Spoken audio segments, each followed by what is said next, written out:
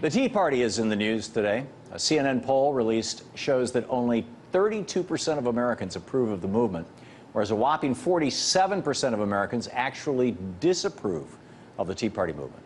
But more interesting than this AstroTurf movement that was bought and paid for by billionaires, multimillionaires, and their corporations, frankly, is the real Tea Party.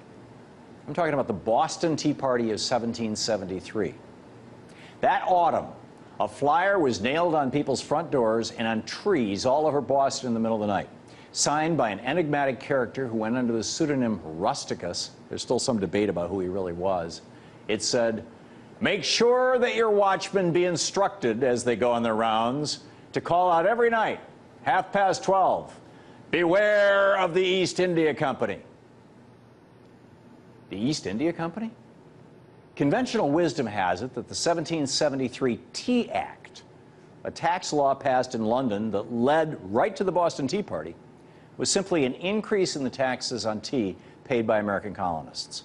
In reality, however, the Tea Act gave the world's largest transnational corporation, the British East India Company, the biggest corporate tax break in world history. It was an actual tax refund on millions of pounds of tea they were unable to sell, and they were holding in inventory and would have been billions in today's dollars. So why did the American colonists get so angry about a corporate tax cut that they'd commit a multi-million-dollar, in today's money, act of vandalism against the company and thus light the fuse for the Revolutionary War? I couldn't find a ready answer on the web or in any American history textbooks back about a decade ago when I was writing What Would Jefferson Do? They all seem to either incorrectly suggest that the Tea Act of 1773 was a tax increase that set off the Tea Partiers protesting, or they ignored it altogether.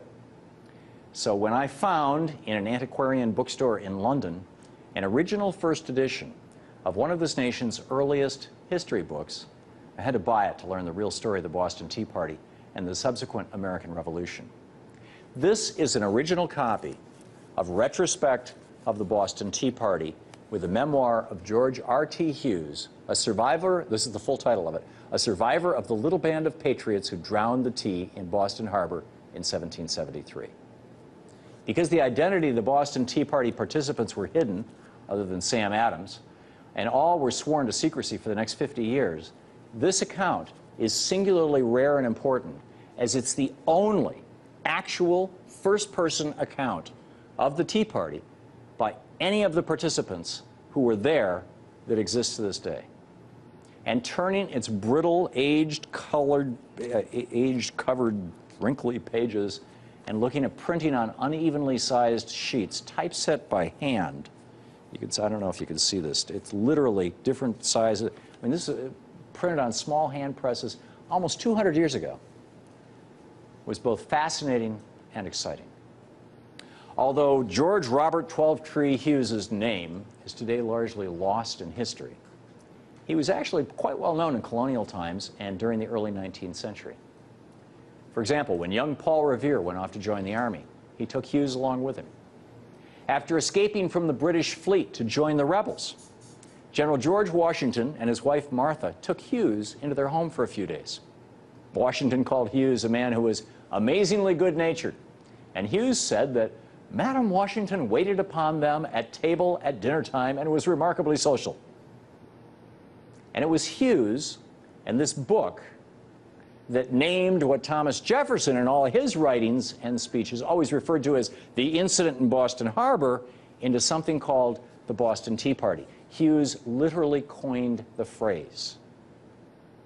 And here's why he dressed up like an Indian and showed up for the Tea Party.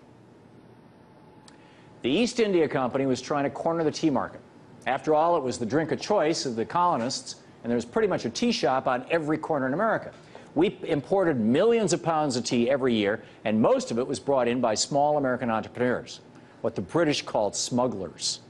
And the East India Company wanted to put those smugglers out of business. And their strategy? Undercut their prices. They wanted to pull a Walmart. But the colonists were having none of it. As Hughes wrote, trying to get around the East India Company, quote, rendered the smuggling of tea an object that was frequently practiced and their resolutions against using it, the colonists' resolutions against using the tea, had greatly diminished the importation into the colonies of this commodity. In other words, the colonists' boycott was hurting the East India Company. Meanwhile, Hughes noted, an immense quantity of it accumulated in the warehouses of the East India Company in England. This company petitioned the king, he writes, to suppress the duty of 3 pence per pound upon its introduction into America.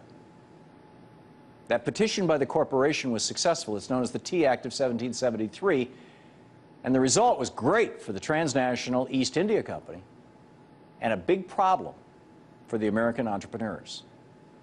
As Hughes again writes in his book, the East India Company, however, received permission to transport tea free from all duty from Great Britain to America, allowing it to wipe out its small competitors and take over the tea business in all of America. They got their tax cut, and now they were going to underprice and put the smugglers out of business. Hence, Hughes writes, it was no longer the small vessels of private merchants who went to vend tea for their own account in the ports of the colonies, but on the contrary, ships of an enormous burthen that transported immense quantities of this commodity amassed in suitable magazines. Hughes wrote, accordingly, the company sent its agents at Boston, New York, and Philadelphia 600 chests of tea and a proportionate number to Charleston and other maritime cities of the American continent. The colonies, this is Hughes writing in his book, the colonies were now arrived at the decisive moment when they must cast the die and determine their course. At New York, Captain Sears and McDougall, daring and enterprising men, effected a concert of will against the East India Company between the smugglers, the merchants, and the Sons of Liberty, by the way, who had all joined forces at that point, in most cases were the same people. Back to Hughes.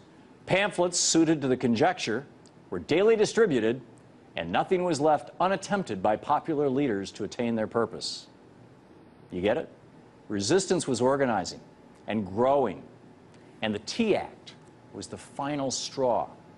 The citizens of the colonies were preparing to throw off one of the corporations that for almost 200 years had determined nearly every aspect of their lives through its economic and political power.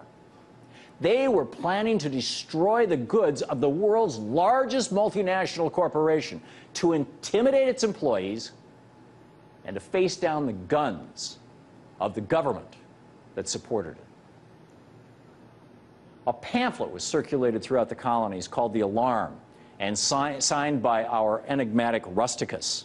It left no doubt about how the small American tea shop entrepreneurs felt about this giant corporation trying to run them out of business. Rusticus wrote, and again, this appeared on trees and front doors all over Boston, are we in like manner to be given up to the disposal of the East India Company, who have now the assurance to step forth in aid of the minister to execute his plan of enslaving America? Their conduct in Asia for some years past has given simple proof how little they regard the laws of nations, the rights, liberties, and lives of men. 1,500,000, it is said, perished by famine in 1 year, not because the earth denied its fruits, but because this company and their servants engulfed all the necessities of life and set them at so high a price that the poor could not purchase them. The pamphleteering worked. After the colonists turned back the East India Company's ships in Philadelphia and New York, Hughes continues. In Boston, the general voice declared the time was come to face the storm.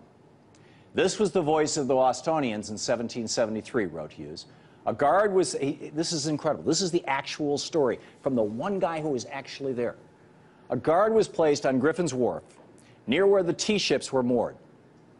It was agreed that a strict watch would be kept, that if any insult should be offered, the bell should be immediately rung to call for the assistance of the country people. Rusticus added his voice with a pamphlet saying, resolve, therefore, nobly resolve, and publish to the world your resolutions that no man will receive the tea, no man will let his stores or suffer the vessel that brings it to moor at his wharf.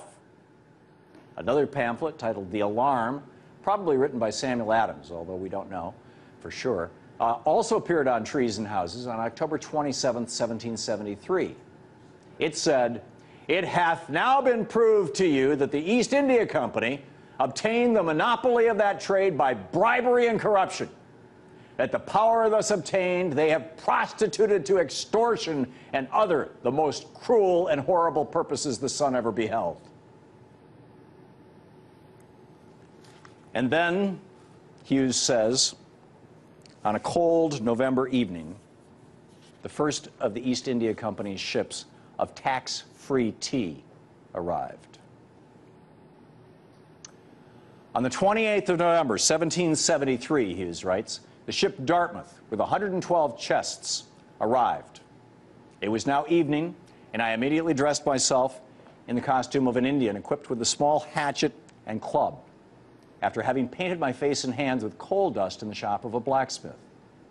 I repaired to Griffin's Wharf, where the ships lay that contained the tea.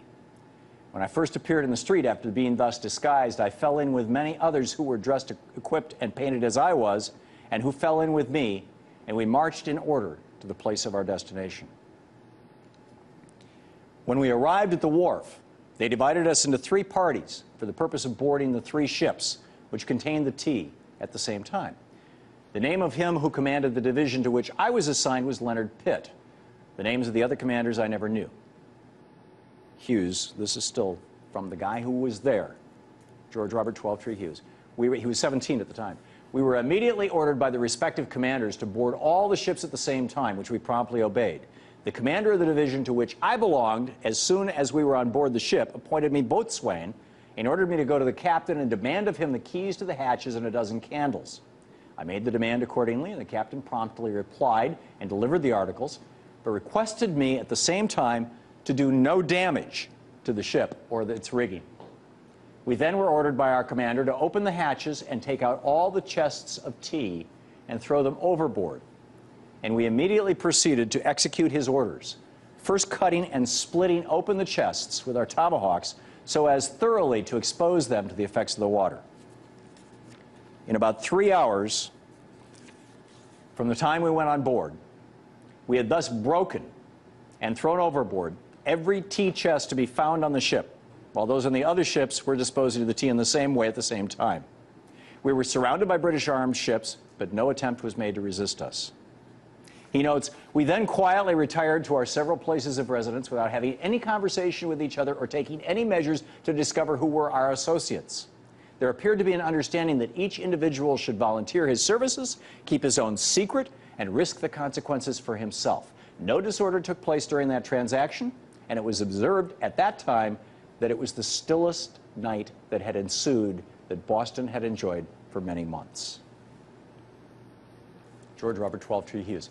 In all, the 342 chests of tea, over 90,000 pounds, thrown overboard that night were enough to make 24 million cups of tea and were valued by the East India Company at 9,659 pounds sterling, or in today's currency, just over $1 million. In response to the Boston Tea Party, the British Parliament immediately passed the Boston Ports Act, stating that the port of Boston would be closed until the citizens of Boston reimbursed the East India Company for the tea they destroyed. The colonists refused. A year and a half later, the colonists, still refusing to reimburse the corporation, again openly stated their defiance of the East India Company in Great Britain by taking on British troops in an armed conflict at Lexington and Concord. The shots heard around the world on April 19th, 1775. So there you have it, the Boston Tea Party. It was a revolt against corporate power and corporate tax cuts, from the mouth of the man who was there that night. And today, it seems as if this generation of Tea Partiers, as they begin to slowly realize that their so-called movement is being funded by America's second largest privately held corporation and its owners, the East India Company of today, that maybe they're beginning to wake up. There was a Tea Party event scheduled today for Washington, D.C., and so few people showed up that Fox News, which had sent a satellite truck and was intending to break into their news with the coverage, gave up and went home. It's time the truth of the real Boston Tea Party came out. Spread the word.